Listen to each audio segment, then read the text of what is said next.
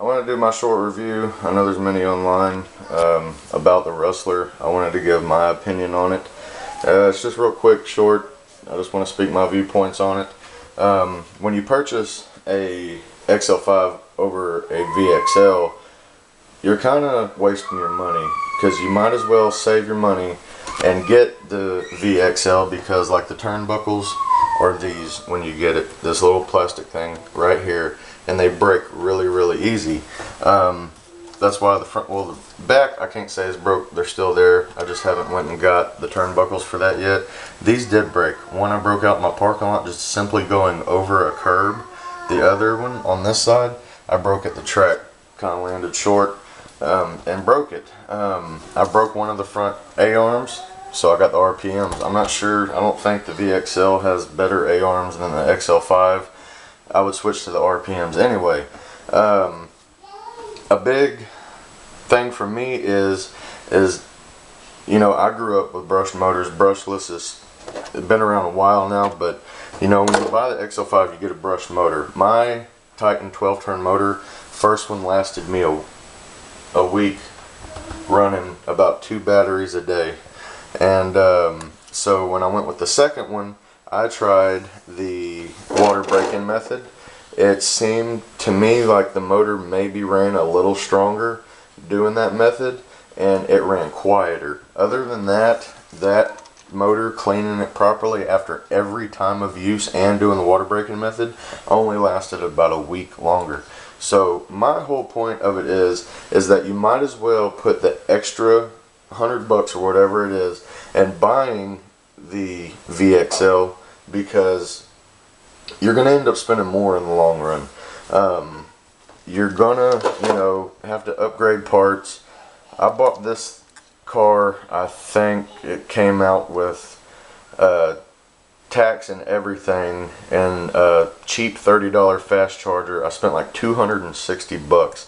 The VXL is not much more than that. It's worth it to save your money, because as you can see, I've had to upgrade quite a bit of stuff. The A-arms, the turnbuckles. I've had to put bearings and all this because it comes with bushings originally, and used to you would turn the wheel and it would only turn 3 or 4 times, even with a good hard turn. Now I barely turned it with the bearings, and you can see it's turning pretty good. I believe the VXL comes with bearings, where the XL5s come with brass bushings, and they don't last long. Your wheels are real sloppy, they wobble around a lot. It's still kind of wobbly. You're never going to get it perfect. I mean, they're RC cars, they're made of plastic anyway, but it definitely made it a lot better. And you can see I've upgraded mine to brushless. I still have upgrades I personally want to do that don't really depict the weakness of the car. It's just more kind of to hop it up and make it better in my mind. But the whole point of it is if you are thinking about buying anything in RC today, go ahead and wait, spend the extra money, and get the good one from the get-go, because you'll end up spending more. Right now you can see there's not a whole lot done to this car. You know, I've done A-arms front and back, bumper, that's, you know, that's kind of an opinion thing. I can show you something else. I have another XL5 that a buddy of mine has, well, I won't spoiler, an XL5 that my friend had bought, and you can still see his is not brushless yet. That's the motor I am talking about, is a brushed. He's had to do all the same things, turnbuckles, he's done his in the rear. You know, as far as protection, you know, I know that the aluminum parts, I would not go with any Integy, whatever the hell they're called.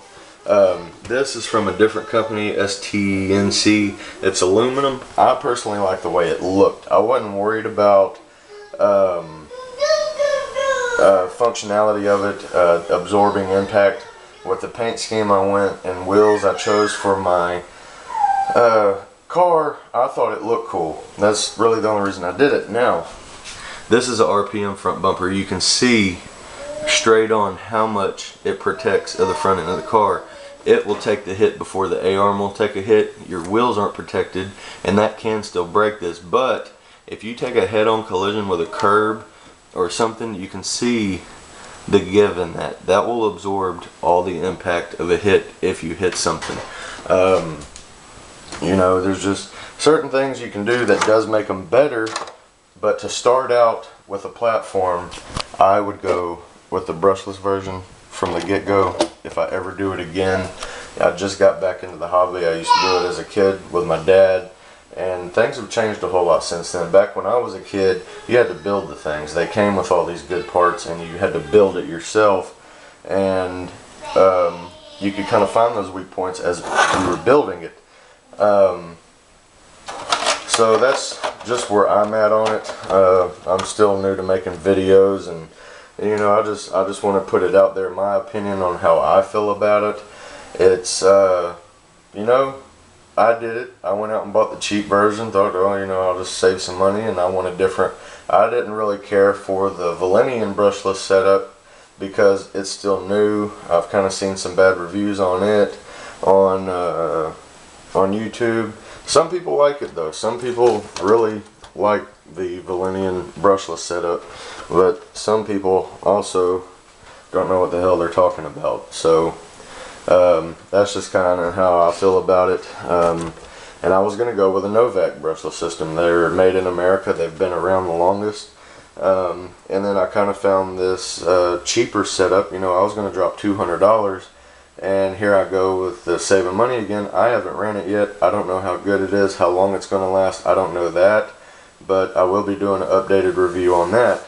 More than just taking it out, running it one time and telling you what I think. I am going to wait a couple months after I run the hell out of this thing and really tell you what I think. I want to achieve, you know, at least an 80 mile an hour to 100 mile per hour top speed, and not quite sure yet if I can hit that with this, but I will let you know. I will be running 3S LiPo on it. I'm going to play with the gearing a little bit.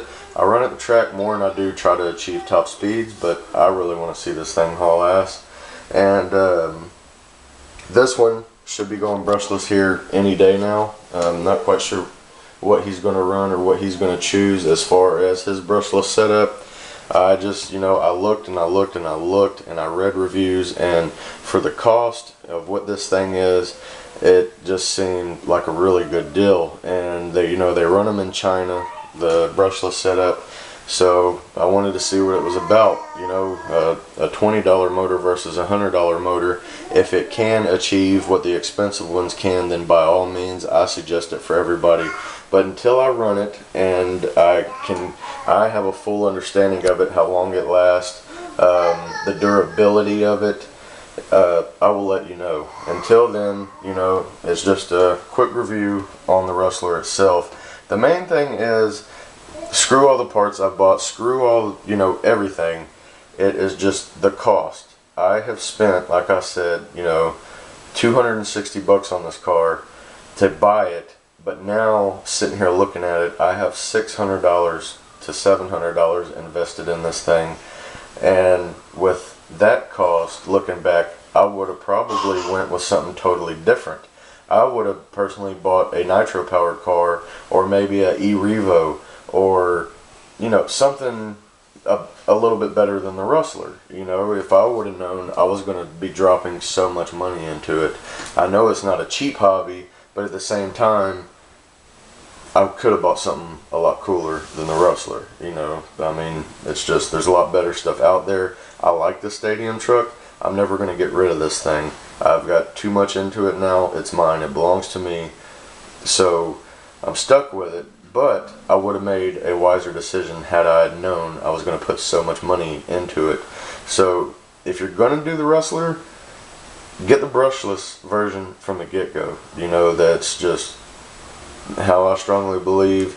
If you watch this video, it's a lot better for you. I am not an RC, I don't work for RC, but I play with this thing every day, and I stand strong in saying that you're wasting your money if you buy the brushed version of anything Traxxas makes, because it breaks, the motors don't last, it's slow. You know, they advertise on the box this thing does 30 miles an hour. It's sad to say it don't come close. I think it does anywhere from 20 to 25 maybe. and if you put a lipo in it, you might get 29. You don't get 30. But just like anything they sell, you know, the VXL says on the box you can achieve 60 to 70 miles an hour. What they don't tell you is, you know, when you buy it at the hobby shop, I've never seen someone try to upsell somebody when they buy it, like, well, hey, look, you can buy it. It comes with this battery pack. Do you want me to throw a lipo in the deal with it for you? Nobody's ever really the box kind of says that on the back and whatever, but they don't guide you in the right direction for you to achieve the speeds you want and need. Everybody wants to go fast. That's everybody's question when they see this thing. Well, how fast does it go? I don't know. I can't tell you right now how fast it goes. I can tell you when it had the brush motor in it, it was slow as hell. It wasn't even worth figuring out how fast it went. It was slow. So that's my outtake on it. I hope it's useful to some people. I hope it don't offend anybody. It's just the way I feel about it. The brushed is a piece of shit. It's out the window. I don't even know why they still make them. It's just a cheaper version, I guess. I don't know. But I have a 7-year-old son, and he could probably drive this thing no problem with the brushless setup I have in it, even going that fast. So to say it's made for a kid or whatever, I find that not a good excuse. It is a piece of crap. So that's where I stand on it. I hope y'all like it. I hope it's useful. And here pretty soon I am going to have some run videos of this thing going. I just have not got my remote yet, and I will be happy when I do. So that's my video. Hope y'all enjoy.